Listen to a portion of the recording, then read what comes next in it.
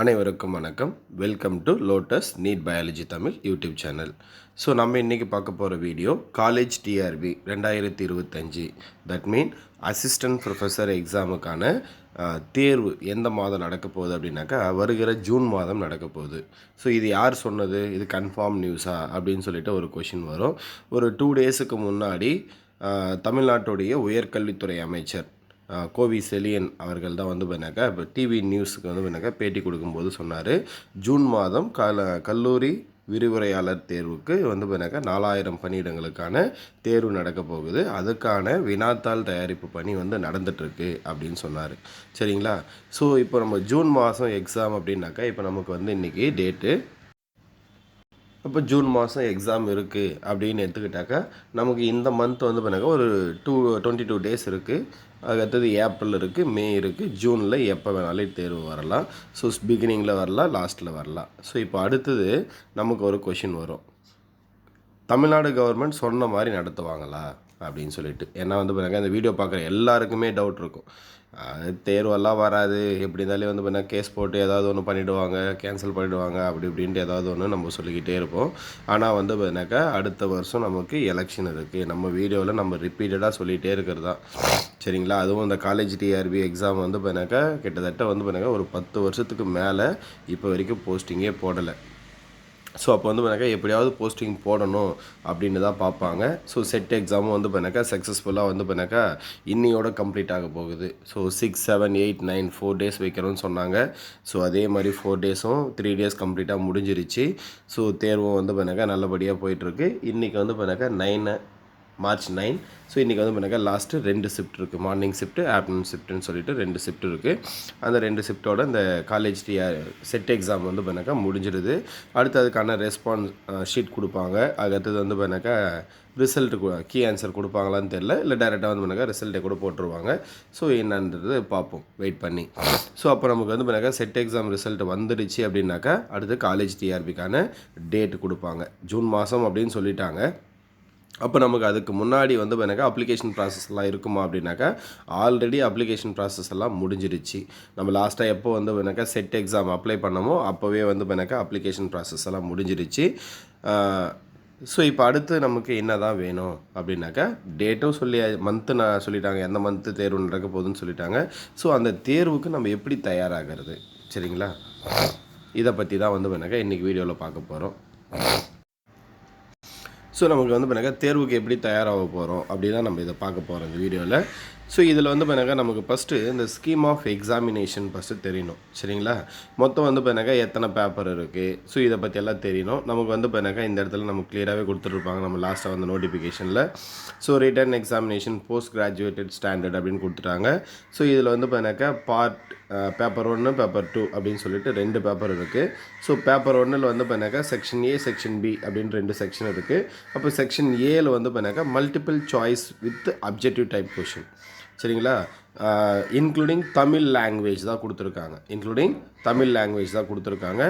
எல்லாமே வந்து பண்ணாக்கா மேக்ஸிமம் எனக்கு தெரிஞ்ச வரைக்கும் வந்து பண்ணாக்கா அந்த தமிழ் பேஸ் பண்ணி வரும். அப்போது 6 to 12 படித்தோம்னாக்கா ஓரளவுக்கு இது பண்ணிடலாம். ஏன்னா இது வந்து பண்ணாக்கா எலிஜிபிலிட்டி டெஸ்ட்டாகவும் வரும். அதுக்காக தான் வந்து பண்ணாக்கா இந்த தமிழ் லாங்குவேஜே கொடுத்துருக்காங்க. ஸோ இங்கே எத்தனை கொஷின் கொடுத்துருக்காங்க அப்படின்னு பார்த்தீங்கன்னா டோட்டலாக இந்த செக்ஷன் ஏல வந்து பண்ணாக்கா டோட்டலாக எத்தனை கொஷின் கொடுத்துருக்காங்கனாக்கா 25 கொஷின்ஸ் வந்து பண்ணாக்கா from Tamil language and from 25 remaining 25 வந்து பண்ணாக்கா GK especially on current affairs. அப்போது நம்ம வந்து பண்ணாக்கா இந்த காலேஜ் டிஆர்பி பாஸ் பண்ணணும் அப்படின்னா டோட்டலாக நமக்கு எவ்வளோ மார்க் சார் அப்படின்னாக்கா 200 மார்க் தான் எக்ஸாமே, சரிங்களா? இதில் வந்து பண்ணாக்கா பேப்பர் 1 வந்து பண்ணாக்கா ஒரு 100 மார்க்கு, பேப்பர் 2 வந்து பார்த்தீங்கன்னா ஒரு 100 மார்க், டோட்டலாக வந்து பண்ணாக்கா 200 மார்க். இந்த 200 மார்க்கில் 100 மார்க் வந்து பார்த்தீங்கன்னாக்கா அப்ஜெக்டிவ் டைப் வரும், சரிங்களா? Multiple choice question.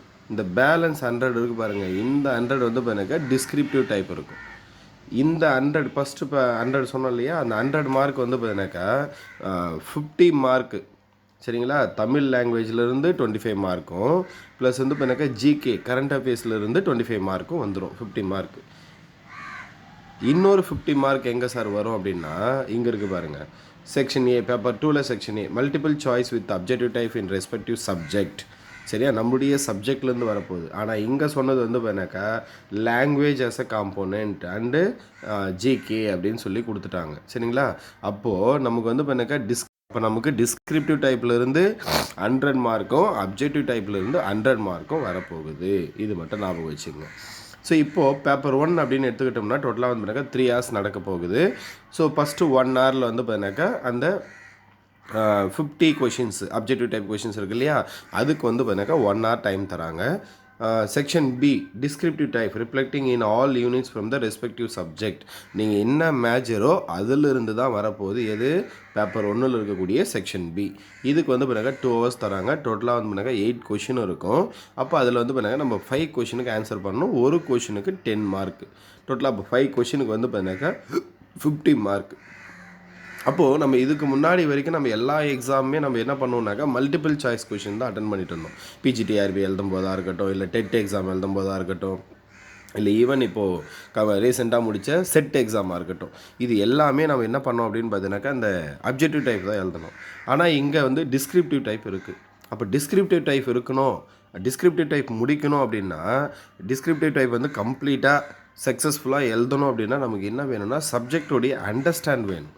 சரிங்களா, ஸோ அப்போ தான் நம்மளால் எழுத முடியும். ஸோ அப்போ இங்கே ஃபஸ்ட்டு நம்ம புரிஞ்சுப்போம். பேப்பர் 1ல் வந்து பார்த்தினாக்கா டோட்டலாக 100 மார்க்குன்னு சொல்லிவிட்டு 50 மார்க் வந்து பார்த்தினாக்கா தமிழ் லாங்குவேஜ்லேருந்தும் ஜிகே கரண்ட் அஃபேர்ஸ்லேருந்து வரப்போகுது. 50 மார்க் வந்து நம்மளுடைய சப்ஜெக்ட்லேருந்து டிஸ்கிரிப்டிவ் டைப் வரப்போகுது.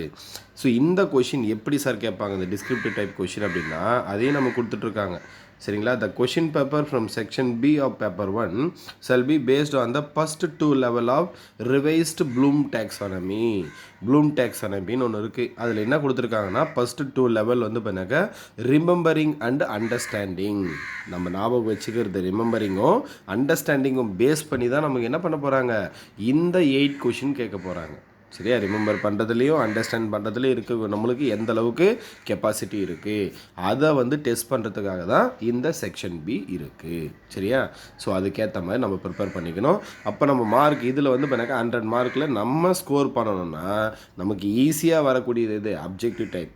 அப்போ அப்ஜெக்டிவ் டைப்பில் வந்து பண்ணாக்கா 50 கொஷின்ஸ் இருக்குன்னா Tamil language 25 question, current affairs 25 question, இது ரெண்டுத்தையும் நம்ம தரோவாக இருந்தோம்னா இதில் வந்து பண்ணாக்கா 50 கொஷின் நியர் போட்டுடணும்.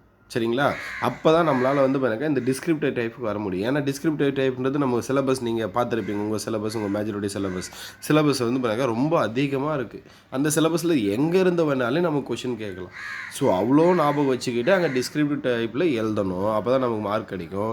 ஆனால் இந்த 50 மார்க் என்ன பண்ணலாம், அப்ஜெக்டிவ் டைப் கொஷினை ஈஸியாக மார்க் ஸ்கோர் பண்ணலாம். படித்தோம்னாக்கா தரவாக படிச்சிட்டோம் அப்படின்னாக்கா 50 மார்க் வாங்கிடலாம். அப்போ இதில் வந்து பார்த்தினாக்கா நல்லா படிக்கணும், அட் த சேம் டைம் பார்த்தீங்கன்னா மார்க் வாங்கணுன்னாக்கா இது நமக்கு இதை ஸ்கோர் பண்ணுறதுக்கு நமக்கு எது இம்பார்ட்டண்ட் அப்படின்னா இந்த செக்ஷன் ஏ தான் வந்து பார்த்தினாக்கா இம்பார்ட்டன்ட் பேப்பர் 1ல். சரிங்களா, ஸோ என்னுடைய ஒப்பீனியன். ஸோ உங்களுடைய ஒப்பீனியன் மேபி மாறலாம். சார் நான் வந்து பார்த்தினாக்கா டிஸ்கிரிப்டிவ் டைப் வந்து பார்த்தினாக்கா சூப்பராக எழுதுவேன், எனக்கெல்லாம் எந்த பிரச்சனையும் கிடையாது அப்படின்றவங்க நீங்கள் ரெண்டுத்தையுமே கான்சன்ட்ரேட் பண்ணுங்கள். சரியா, மார்க் ஸ்கோர் பண்ணணும் அப்படின்னா நம்ம என்ன பண்ணணும், ஃபஸ்ட்டு வந்து பார்த்தினாக்கா இந்த செக்ஷன் ஏவை தரோவாக இருந்தோம்னா 50 மார்க்கில் ஒரு 45 மார்க் வாங்குற அளவுக்கு நம்ம தரோவாக இருக்கணும். அப்போ தான் வந்து பார்த்திங்கன்னா நம்மளுடைய டோட்டல் இன்க்ரீஸ் ஆகும், போஸ்டிங் வாங்க முடியும். சரிங்களா, அடுத்தது பேப்பர் 2 பார்ப்போம். இந்த பேப்பர் 2லேயும் அதே மாதிரி தான் டோட்டலாக 3 hours இருக்குது, 100 மார்க்கு. இதில் செக்ஷன் ஏ வந்து பார்த்திங்கன்னா multiple choice with objective type in respective subject. நம்மளுடைய மேஜர் என்னவோ அந்த மேஜர்லேருந்து 50 கொஷின்ஸ் வரப்போகுது. சரிங்களா, அந்த மேஜர்லேருந்து 50 கொஷின்ஸ் வரப்போகுது. சரியா, இங்கே பாருங்கள் கிளியராக கொடுத்துட்டாங்க 5 கொஷின்ஸ் ஃப்ரம் ஈச் யூனிட், அதுதான் இம்பார்ட்டண்ட். சரியா, அப்போ நம்ம டோட்டலாக எத்தனை யூனிட் இருக்கோ அதில் இப்போ ஒரு 10 யூனிட் இருக்குன்னு வச்சுங்களேன், அப்போ ஒவ்வொரு யூனிட்டில் இருந்தும் எத்தனை கொஷின் வரும், 5 கொஷின் வரும். அப்போது நம்ம என்ன பண்ணணும் அப்படின்னா நமக்கு எல்லா யூனிட்டும் இது முன்னாடிலாம் வந்து பண்ணாங்க ஒரு சில யூனிட்டில் 10 கொஷின் வந்துடும், ஒரு சில யூனிட்டில் வந்து பண்ணாங்க 2 கொஷின் தான் வரும். ஆனால் இங்கே என்ன பண்ணிட்டாங்க, எல்லா யூனிட்லேயும் ஈவனாக 5 கொஷின் வரப்போகுது அப்படின்னு சொல்லிட்டாங்க. அப்போ நம்ம வந்து பண்ணாக்கா ஒரு 8 யூனிட் படித்தா கூட என்ன பண்ணலான்னாக்கா 40 மார்க் ஸ்கோர் பண்ணலாம். சரிங்களா, அப்போ இங்கே வந்து பார்த்தினாக்கா இந்த 50 மார்க் அப்படின்றது ரொம்ப ரொம்ப இம்பார்ட்டன்ட் நம்ம ஸ்கோரை இன்க்ரீஸ் பண்ணுறதுக்கு. ஸோ இப்போ டோட்டலாக வந்து பார்த்தினாக்கா 200 மார்க்குன்னு சொன்னோம். அதில் வந்து பார்த்தினாக்கா அப்ஜெக்டிவ் டைப் எத்தனை வந்துடுது, 100 மார்க் வந்துடுது. அப்போ நம்மளுடைய மார்க் இதில் வந்து பார்த்தினாக்கா ஒரு 45, அதில் ஒரு 45னா கூட 90 மார்க் நம்ம ஈஸியாக வந்து பார்த்தினாக்கா கிராஸ் பண்ணிடலாம். சரிங்களா, இந்த டிஸ்கிரிப்டிவ் டைப் அப்படின்றது வந்து பார்த்தினாக்கா நம்ம நிறைய ப்ராக்டிஸ் பண்ணணும். அப்போ தான் நம்மளால் வந்து பண்ணாக்கா டிஸ்கிரிப்டிவ் டைப் அட்டன் பண்ண முடியும். ஆனால் அப்ஜெக்டிவ் டைப் கொஷின் அப்படி கிடையாது. சரிங்களா? ரைட். இப்போ அடுத்தது இந்த செக்ஷன் பி, பேப்பர் 2ல் இருக்கிற செக்ஷன் பி இருக்கு இல்லையா? பேப்பர் 1ல் இருக்கிற செக்ஷன் பி வேறு, பேப்பர் 2ல் இருக்கிற செக்ஷன் பி வேறு. அப்போ பேப்பர் 2ல் இருக்கிற செக்ஷன் பி பாருங்கள், descriptive type reflecting in all unit with adequate choice. தேவையான அளவுக்கு சாய்ஸ் இருக்குது, எல்லா யூனிட்டும் கவர் ஆகும் அப்படின்னு கொடுத்துருக்காங்க. இங்கேயும் 5 கொஷின் தான், டோட்டல் டியூரேஷன் வந்து 2 hours தான்.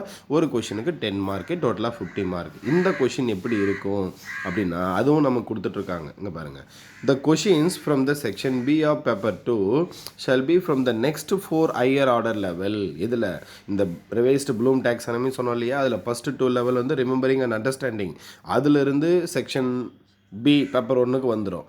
பேப்பர் 2ல் இருக்கக்கூடிய செக்ஷன் பிக்கு நெக்ஸ்ட் 4 லெவல்னு சொல்லக்கூடிய அப்ளையிங், அனலைசிங், எவால்வேட்டிங், கிரியேட்டிங், இதை பேஸ் பண்ணி தான் நமக்கு என்ன வரப்போகுது, இந்த செக்ஷன் பி பேப்பர் 2ல் இருக்கிற செக்ஷன் பி வரப்போகுது. அப்போது பேப்பர் 1ல் இருக்கக்கூடிய செக்ஷன் பிக்கு வந்து பின்னாக்கா ரிமெம்பரிங் அண்டர்ஸ்டாண்டிங்கை பேஸ் பண்ணி நம்மளுடைய மேஜர்லேருந்து கொஷின் வரும். பேப்பர் 2ல் இருக்கக்கூடிய செக்ஷன் பிக்கு வந்து பின்னாக்கா அப்ளிகேஷன், அனலைசிங், எவால்வேட்டிங், கிரியேட்டிங்கை பேஸ் பண்ணி நமக்கு கொஷின் வரும். சரிங்களா? அப்போது என்னுடைய ஒப்பீனியன், இந்த வீடியோ போட்டு நான் சொல்ல வரது என்ன அப்படின்னா, நமக்கு எப்படி கொஷின் பேப்பர் வரும்னு சொல்லிட்டேன். நம்ம வரக்கூடிய அசிஸ்டன்ட் ப்ரொஃபஸர் எக்ஸாமில் பாஸ் பண்ணி போஸ்டிங் வாங்கணும் அப்படின்னா நமக்கு ஸ்கோர் இம்பார்ட்டன்ட், மார்க் இம்பார்ட்டன்ட். அப்போ மார்க்கை நம்ம எப்படி வாங்க முடியும் அப்படின்னு நல்லா புரிஞ்சுக்குங்க. நான் ஆல்ரெடி ஸ்டார்டிங்லேருந்தே சொல்லிட்டு தான் இருக்கேன். நமக்கு அப்ஜெக்டிவ் டைப் கொஷின் அப்படின்றது ரொம்ப ரொம்ப ஈஸி. சரிங்களா? அதுலேயும் நமக்கு வந்து பண்ணாக்கா தமிழ் லாங்குவேஜ்லேருந்து 25 கொஷின் வருது அப்படின்னாக்கா கண்டிப்பாக வந்து பண்ணாக்கா நம்ம தமிழ் புக்கு படித்து தான் ஆகணும். 6 to 12 புக்கிலேருந்து ஈஸியெல்லாம் கொஷின் இருக்காது. சரியா? டைரெக்டாக 1 line ஆன்சர் மாதிரிலாம் கொடுக்க மாட்டாங்க. நிறைய அண்டர்ஸ்டாண்ட் பண்ணுற அளவுக்கு கொடுப்பாங்க. ஏன்னா காலேஜ் டிஆர்பி ஞாபகம் வச்சுக்கோங்க. சரிங்களா? அடுத்தது 25 கொஷின் ஜிகே. சரிங்களா? இந்த ஜிகேக்கு வந்து பார்த்தீங்கன்னா நம்ம குறைஞ்சது வந்து பார்த்தீங்கன்னா நமக்கு ஜூன் மாதம் எக்ஸாம் வருது அப்படின்னா லாஸ்ட்டு ஒரு 1.5 இயர்க்கான ஜிகேவை படிக்கணும். அப்போ தான் நம்மளால் என்ன பண்ண முடியும், ஒரு 25 கொஷினை வாங்க முடியும். சரியா? மார்க் அப்படின்றது ஈஸி கிடையாது. மார்க் வாங்கினா போஸ்டிங். சரிங்களா? இப்போ ஜூன் மாதம் எக்ஸாம் கண்டிப்பாக நடந்து முடிஞ்சிடும்னு வச்சுங்களேன். நமக்கு இந்த இயர் எண்டுக்குள்ளே போஸ்டிங் போட்டுருவாங்க. அப்போ போஸ்டிங் போட்டாங்கன்னா அப்போ சேலரி எவ்வளோ வரும், குறைஞ்சது வந்து பார்த்தீங்கன்னாக்கா 90,000 வரைக்கும் வரும். பிகினிங் ஃபஸ்ட் மந்த் சேலரி 80,000 90,000 வரும். அப்போ அவ்வளோ சேலரினா நம்ம அந்த எந்த அளவுக்கு நம்ம ஹார்ட் ஒர்க் பண்ணணும்னு ஞாபகம் வச்சுக்கணும். சரிங்களா? அப்போது பேப்பர் 1ல் இருக்கக்கூடிய செக்ஷன் ஏவும் பேப்பர் 2ல் இருக்கக்கூடிய செக்ஷன் ஏவும் வெரி வெரி எசென்ஷியல். படிக்க ஸ்டார்ட் பண்ணுங்கள். தமிழ் லாங்குவேஜை பொறுத்த வரைக்கும் 6 to 12 புக்ஸ் படிங்க. கரண்ட் அஃபேர்ஸை பொறுத்த வரைக்கும் கம்மிங் ஜூன் மந்த்து நமக்கு எக்ஸாம் வந்து பண்ணாக்கா ஒரு 10 டேஸுக்கு முன்னாடி 10 டேஸுக்கு முன்னாடி இருந்து, ஏன்னா ஒரு சில எக்ஸாமில் என்ன பண்ணியிருப்பாங்கன்னா நமக்கு எக்ஸாம் டேட்டில் ஏதோ ஒரு ஸ்பெஷல் டே ஒன்று இருக்கும். ஃபார் எக்ஸாம்பிள் வந்து பண்ணாக்கா நேஷ்னல் டொபாக்கோ டே, அப்படின்லாம் வந்து பண்ணாக்கா நேஷ்னல் எய்ட்ஸ் டே. ஸோ இந்த மாதிரி ஏதாவது ஒரு டே இருக்கும் நம்ம எக்ஸாம் முன்னாடினாலோ இல்லை எக்ஸாமுக்கு அடுத்த நாளோ, அதை கூட கேட்பாங்க. இல்லை எக்ஸாம் அன்றைக்கே கூட வரும் அந்த டே, அதை பேஸ் பண்ணி கூட கேட்பாங்க. ஸோ அப்போ அது எல்லாத்தையும் நம்ம பார்த்துக்கணும். அப்போது ஒரு எக்ஸாமுக்கு முன்னாடி ஒரு 10 டேஸ், இப்போ வந்து பண்ணாக்கா ஜூன் மந்த்து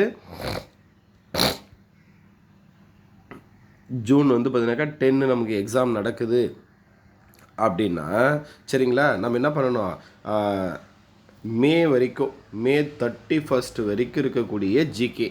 அப்போ மே 31க்கு முன்னாடி இருக்கக்கூடிய 1 year 6 month ஜிகேவை நம்ம தரோவாக இருக்கணும். அப்போ தான் நம்மளால் என்ன பண்ண முடியும், அந்த 25 மார்க்கை வாங்க முடியும். சார் அதுக்கு நான் என் மேஜரே நான் தரோவாக படிச்சுட்டு போயிடுறேன்னா அது உங்களுடைய விருப்பம். சரிங்களா? இதில் ஈஸியாக மார்க் வாங்க முடியும் அப்படின்றது என்னுடைய ஒப்பீனியன். இல்லை சார் நான் என்னுடைய மேஜர்லேயே வாங்கிக்கிறேன் அப்படின்னா உங்களுடைய விருப்பம். சரிங்களா? ஆனால் டிஸ்கிரிப்டிவ் டைப்பும் படித்து டிஸ்கிரிப்டிவ் டைப்லேயும் மார்க் வாங்கினா தான் போஸ்டிங் கிடைக்கும். வெறும் அப்ஜெக்டிவ் டைப் மட்டும் வாங்கினா போஸ்டிங் கிடைக்குமானா கண்டிப்பாக கிடைக்காது. சரியா? இதுக்கு அடுத்தது இதெல்லாம் முடிஞ்சது, நம்ம எக்ஸாம் மட்டும்தான் நமக்கு தேவை. எக்ஸாமில் பாஸ் பண்ணி முடிச்சுட்டு அதுக்கப்புறம் நம்ம எவ்வளோ ஸ்கோர் வாங்குகிறோமோ அதை நம்ம செலக்ட் ஆகிட்டு இன்டர்வியூக்கெல்லாம் போகிறோம் அப்படின்னா அதுக்கப்புறம் இன்டர்வியூ மார்க் வந்து பண்ணாக்கா 30 மார்க் இருக்குது. இது இல்லாமல் வந்து பண்ணாக்கா அந்த 30 எப்படி கொடுத்துருக்காங்க. ப்ளஸ் இது இல்லாமல் வந்து பண்ணாக்கா ஆல்ரெடி கெஸ்ட் லெக்சரராக ஒர்க் பண்ணவங்களுக்கு வந்து பண்ணாக்கா மார்க் கொடுத்துருக்காங்க. ஸோ இதெல்லாம் வந்து பண்ணாக்கா அது ஒரு 30 மார்க் இருக்குது. சரியா? நம்ம கெஸ்ட் லெக்சராக ஒர்க் பண்ணவங்களுக்கு இந்த 30 வரும்.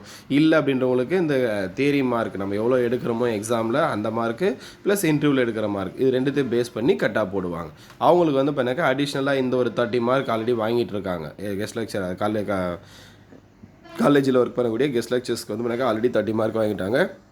அப்போ அவங்க என்ன பண்ணணும், இப்போது இந்த மார்க் மட்டும் தியரியில் வந்து பண்ணாக்கா மார்க் எடுத்துகிட்டு ப்ளஸ் இன்டர்வியூ மார்க் வச்சாங்கன்னா அவங்க நம்மளோட முன்னாடி போயிடுவாங்க. யாருக்கெல்லாம் வந்து பண்ணாக்கா கெஸ்ட் லெக்சருக்கான அந்த மார்க் இல்லையோ அவங்கெல்லாம் என்ன பண்ணணும், இன்னும் கொஞ்சம் எக்ஸ்ட்ரா எஃபர்ட் போட்டு படிக்கணும். அப்போ தான் நம்மளால் போஸ்டிங் வாங்க முடியும். ஏன்னா அவங்க நம்மளை விட வந்து பண்ணாக்கா ஆல்ரெடி 30 மார்க் அவங்க ஸ்கோர் பண்ணி வச்சுட்ருக்காங்க இதுக்கு. சரிங்களா? 260. ஆனால் நம்ம அப்படி கிடையாது. சரிங்களா? ஞாபகம் வச்சுக்கங்க. ஞாபகம் வச்சுக்கிட்டு அதுக்கேற்ற மாதிரி படிக்க ஸ்டார்ட் பண்ணுங்கள். வேறு ஏதாவது டவுட் இருந்தால் கமெண்ட் பாக்ஸில் கமெண்ட் பண்ணுங்கள். ஸோ ஆன்சர் பண்ணுறேன். தேங்க்யூ.